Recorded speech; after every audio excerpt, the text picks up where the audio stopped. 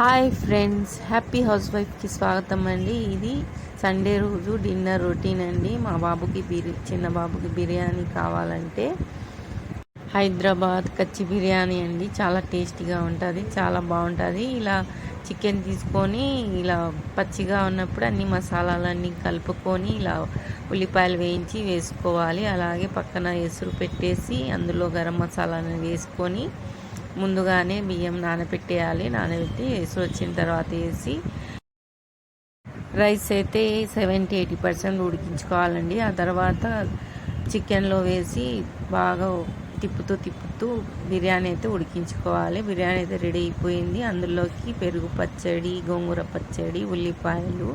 ఇంట్లో అందరికీ నచ్చిందండి. సూపర్గా ఉన్నది బిర్యానీ, చాలా బాగుంది. మీకు ఫుల్ వీడియో కావాలంటే లెట్స్ కుక్ హోమ్ ఫుడ్ నా ఛానల్ యూట్యూబ్ ఛానల్ ఉందండి. అందులో